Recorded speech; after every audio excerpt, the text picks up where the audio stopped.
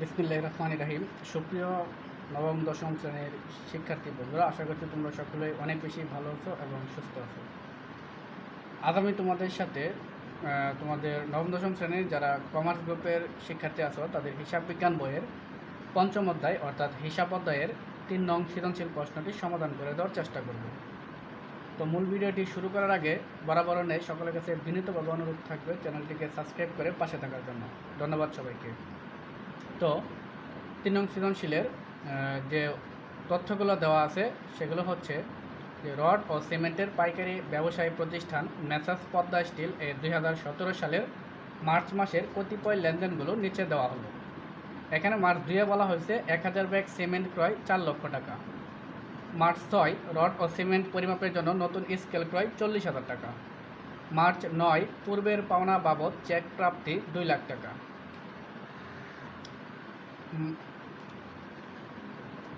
March 15 bank হতে উত্তোলন 1,50,000 টাকা।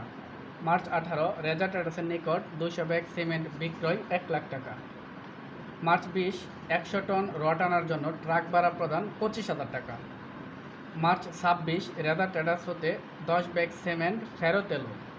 এবং মার্চ 28-এ বলা হয়েছে রড ও সিমেন্ট আনা নেওয়ার জন্য একটি মোটর ভ্যান ক্রয় করা হলো 2,20,000 টাকা।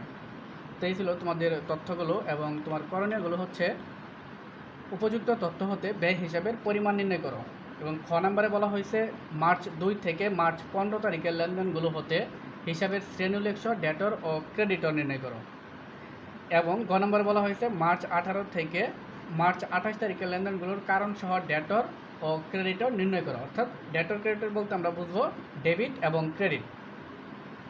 তো আমরা প্রথমেই যে তথ্যগুলো দেওয়া আছে এগুলোর ডেবিট ক্রেডিট এবং হিসাবের শ্রেণীগুলো আমরা দেখে নিই আগে। মার্চ 2-এ 1000 ব্যাগ সিমেন্ট ক্রয় 4 লক্ষ টাকা। এখন এই প্রতিষ্ঠান বা দোকানটার নামই কিন্তু মেসার্স পদ্মা স্টিল, অর্থাৎ রড সিমেন্টের ব্যবসায়ী করে তারা।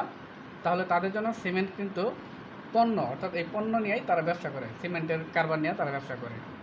তাহলে এখানে সিমেন্টটা তাদের জন্য পণ্য, তাহলে আমরা এখানে লিখতে পারি ক্রয় হিসাব ডেবিট এবং নগদান হিসাব ক্রেডিট। ক্রয় হচ্ছে একটা ব্যয় এবং নগদান হয়েছে সম্পদ। এবং মার্চ 6 বলা হয়েছে রড ও সিমেন্ট পরিমাপের জন্য নতুন স্কেল ক্রয়। নতুন স্কেল অর্থাৎ যেটার মধ্যে রড ও সিমেন্ট পরিমাপ করা হয়। তো স্কেল এটা তাদের জন্য অবশ্যই সম্পদ হবে। তাহলে আমরা লিখতে পারবো এখানে অফিস সরঞ্জাম হিসাব। অফিস সরঞ্জাম হিসাব ডেবিট এবং নগদান হিসাব ক্রেডিট। অফিস সরঞ্জাম একটা সম্পদ, নগদানও সম্পদ। পূর্বের পাওনা বাবদ চেক প্রাপ্তি মার্চ 9। তাহলে পূর্বে তুমি যেটা পাইতা, তুমি যাদের কাছে কোনো সেবা দিছো বাকিতে ওই টাকাটা তুমি পাইতা, অর্থাৎ কারো কাছে টাকা পাইলে সেটা হলো দেনাদার বা প্রাপ্য। তাহলে পূর্বের পাওনা বাবদ যেহেতু চেক প্রাপ্তি তুমি, তাহলে চেক পাইছো মানে ব্যাংকের টাকা বাড়ছে, ব্যাংক হিসাব ডেবিট এবং দেনাদার বা প্রাপ্য হিসাব ক্রেডিট। ব্যাংক সম্পদ, দেনাদার বা প্রাপ্য সম্পদ। মার্চ 15 ব্যাংক হতে উত্তোলন। তো ব্যাংক হতে আমরা সবসময় কি উত্তোলন করি? নগদ টাকা। তাহলে এখানে নগদান হিসাব ডেবিট এবং ব্যাংক হিসাব ক্রেডিট। নগদ সম্পদ এবং ব্যাংক সম্পদ। মার্চ 18 রেজা ট্রেডার্সের নিকট 200 ব্যাগ সিমেন্ট বিক্রয়। যেহেতু প্রতিষ্ঠানের নাম আছে তাহলে আমরা বলবো বাকিতে। তাহলে আমরা লিখতে পারি দেনাদার বা প্রাপ্য হিসাব ডেবিট এবং বিক্রয় হিসাব ক্রেডিট। দেনাদার বা প্রাপ্য সম্পদ এবং বিক্রয় হচ্ছে আয়বাচক হিসাব। মার্চ 20 100 টন রড আনার জন্য ট্রাক ভাড়া প্রদান। তুমি রড আনছো এজন্য ভাড়া দিচ্ছ, তাহলে যতবার রড আনবো ততবারই ভাড়া দিতে হবে। তাহলে এটা হচ্ছে একটা ব্যয়। তাহলে এখানে আমরা লিখতে পারি ট্রাক ভাড়া বা ভাড়া হিসাব ডেবিট এবং নগদান হিসাব ক্রেডিট। ভাড়া হচ্ছে একটা ব্যয় এবং নগদান হচ্ছে সম্পদ হিসাব। মার্চ 26 রেজা ট্রেডার্স হতে 200 ব্যাগ সিমেন্ট ফেরত এলো। তাহলে আমরা রেজা ট্রেডার্সের নিকট বিক্রি করছিলাম, তাহলে ফেরত আসছে মানে এটা বিক্রয় ফেরত। বিক্রয় ফেরত মানে আমার কাছে ফেরত আসছে, তাহলে আমরা বলতে পারি বিক্রয় ফেরত হিসাব ডেবিট। এবং যেহেতু বাকিতে বিক্রি করেছিলাম দেনাদার বৃদ্ধি পাইছিল, এখন দেনাদার হ্রাস পাইছে, অর্থাৎ দেনাদার হিসাব ক্রেডিট। বিক্রয় ফেরত এটা হচ্ছে আয়, অর্থাৎ আয়কে হ্রাস করে আয়বাচক হিসাব এবং দেনাদার হচ্ছে সম্পদ। মার্চ 28 রড ও সিমেন্ট আনা নেওয়ার জন্য একটি মোটর ভ্যান ক্রয়। অর্থাৎ তুমি স্থায়ীভাবে তোমার দোকানের জন্য একটা মোটর ভ্যান ক্রয় করে ফেলছো, তাহলে এটা সম্পদ। তাহলে আমরা দেখতে পারি মোটর ভ্যান হিসাব ডেবিট, নগদান হিসাব ক্রেডিট। মোটর ভ্যান সম্পদ এবং নগদ সম্পদ। তো আমরা এখন আমাদের যে করণীয় বা যে সৃজনশীল প্রশ্নগুলো আছে সেগুলোর সলিউশন দেখে নেব। তো আমাদের ক নাম্বার বলেছে ব্যয় হিসাবের পরিমাণ। তাহলে আমরা এখানে ব্যয় হিসাবগুলো কী কী পাইলাম আমরা একটু দেখে নেই। এই ক্রয় এটা হচ্ছে একটা ব্যয় হিসাব। এছাড়া আরেকটা হচ্ছে এখানে ট্রাক ভাড়া প্রদান, এটা হচ্ছে একটা ব্যয় হিসাব। এখানে আর কোনো ব্যয় নাই, তাহলে আমরা এখানে ক্রয় হিসাব 4 লক্ষ এবং ট্রাক ভাড়া আছে 25,000। তো এই টোটাল হচ্ছে তোমার ব্যয় হিসাবের পরিমাণ হচ্ছে 4,25,000 টাকা। তাহলে এটা হলো আমার ক নাম্বারের উত্তর। এরপর আমরা চলে যাব খ নাম্বারে। তো খ নাম্বারে এখানে আমাদের বলা হয়েছে যে মার্চ 2 থেকে 15 তারিখের লেনদেনগুলোর হতে হিসাবের শ্রেণী উল্লেখ সহ ডেটর ক্রেডিট, অর্থাৎ হিসাবের শ্রেণী সহ ডেবিট ক্রেডিট নির্ণয় করতে হবে। অর্থাৎ আমাদের এরকম একটা ছক তৈরি করে নিতে হবে, তারিখ, সংশ্লিষ্ট হিসাব খাত, হিসাবের শ্রেণী, ডেবিট ক্রেডিট। এখন এই পাশে তুমি আরেকটা কলম বানিয়ে টাকা দিতেও পারো, নাও দিতে পারো।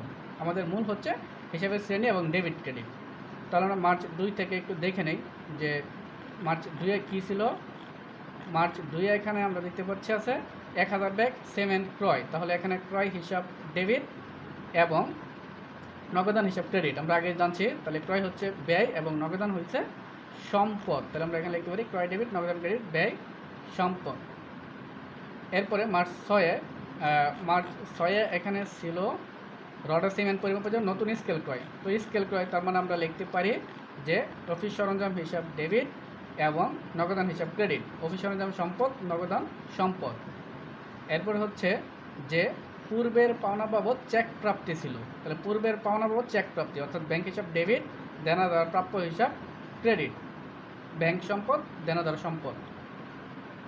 এরপর নগদে উত্তোলন করা হলো, অর্থাৎ নগদান হিসাব ব্যাংক হতে উত্তোলন করা হলো। তাহলে ব্যাংক হতে উত্তোলন করলে আমরা নগদ উত্তোলন করছি, অর্থাৎ নগদান ডেবিট, ব্যাংক ক্রেডিট। তাহলে নগদ সম্পদ এবং ব্যাংক সম্পদ। তো এই ছিল মার্চ 2 থেকে 15 তারিখের লেনদেনগুলোর হিসাবের শ্রেণী সহ ডেবিট ক্রেডিট। না বুঝলে অবশ্যই কমেন্টসের মাধ্যমে জানাবা। এরপর আমরা চলে যাব ঘ নাম্বারে। ঘ নাম্বার বলা হচ্ছে মার্চ 18 থেকে 28 তারিখের লেনদেনগুলো কারণ সহ ডেবিট ক্রেডিট। এখন আমাদের কারণ সহ ডেবিট ক্রেডিট নির্ণয় করতে হবে। এটার মধ্যে শুধু ছিল হিসাবের শ্রেণী উল্লেখ সহ ডেবিট ক্রেডিট, কিন্তু এটা আমাদের কারণ সহ ডেবিট, অর্থাৎ কেন ডেবিট কেন কারণ ক্রেডিট হইল। আমরা এই জন্য এরকম একটু ছক তৈরি করে নেব প্রথমে, যে মার্চ 18 থেকে মার্চ 28 তারিখের লেনদেনগুলো কারণ সহ ডেবিট ক্রেডিট নির্ণয় করা হলো। তারিখ, সংশ্লিষ্ট হিসাব খাত, ডেবিট ক্রেডিট এবং কারণ। এখানে টাকা দিলেও হবে, না দিলেও হবে। তাহলে তারিখ, সংশ্লিষ্ট হিসাব খাত, ডেটর, ক্রেডিটর এবং কারণ। মার্চ 18 ছিল যে বাকিতে বিক্রয় করা হলো। তাহলে বাকিতে বিক্রয় করলে আমাদের কী হয়, দেনাদার বা প্রাপ্য হিসাব ডেবিট এবং বিক্রয় হিসাব ক্রেডিট। যেহেতু দেনাদার বা প্রাপ্য বাকিতে বিক্রয় করছে, অর্থ দেনাদার বা প্রাপ্য আমাদের বৃদ্ধি পাইছে, এটা তো একটা সম্পদ। তাহলে আমরা লিখতে পারি সম্পদ বৃদ্ধি, আর বিক্রয় করলে আয় বৃদ্ধি পায়, অর্থাৎ আয় বৃদ্ধি। এরপর রড আনার জন্য 20 তারিখে ট্রাক ভাড়া প্রদান করা হয়েছিল। তাহলে এটার জন্য আমরা বলতে পারি যেহেতু রড আনার জন্য, ক্রয়কৃত রড আনার জন্য, তাহলে ক্রয় পরিবহন হিসাব ডেবিট এবং নগদান হিসাব ক্রেডিট। তাহলে ক্রয় একটা ব্যয় বৃদ্ধি পাইছে এখানে। ক্রয় পরিবহন অর্থাৎ ক্রয় পরিবহনে ক্রয়ের সাথে সম্পৃক্ত এর জন্য একটা ব্যয় হিসাবে ধরা হবে, পরিবহন ব্যয়। তাহলে ব্যয় বৃদ্ধি এবং যেহেতু নগদ টাকা চলে গেছে, সম্পদ হ্রাস। এরপর মার্চ 26 তারিখে ছিল রেজাল্ট হতে 10 ব্যাগ সিমেন্ট ফেরত এলো। 10 ব্যাগ সিমেন্ট ফেরত আসছে, আমরা বিক্রি করছিলাম। তাহলে এটা বিক্রয় ফেরত হিসাব ডেবিট, দেনাদার প্রাপ্য হিসাব ক্রেডিট, যেহেতু দেনাদার কমছে। তাহলে বিক্রয় ফেরত, বিক্রি করলে যেহেতু আয় হয়, তাহলে বিক্রয় ফেরত দিলে আয় হ্রাস পাবে, আয় হ্রাস এবং দেনাদার প্রাপ্য কমছে, তার মানে সম্পদ হ্রাস। এরপর মার্চ 28-এ ছিল যে রড ও সিমেন্ট আনা নেওয়ার জন্য একটি মোটর ভ্যান ক্রয়। তাহলে আমরা লিখতে পারি মোটর ভ্যান হিসাব ডেবিট এবং নগদান হিসাব ক্রেডিট। তো মোটর ভ্যান যেহেতু, তাহলে অবশ্যই সম্পদ বাড়ছে, সম্পদ বৃদ্ধি, আর নগদ কমে গেছে মানে সম্পদ হ্রাস। তো আশা করছি তোমরা সকলে বুঝতে পারছো। না বুঝলে অবশ্যই কমেন্টসের মাধ্যমে। ধন্যবাদ সবাইকে।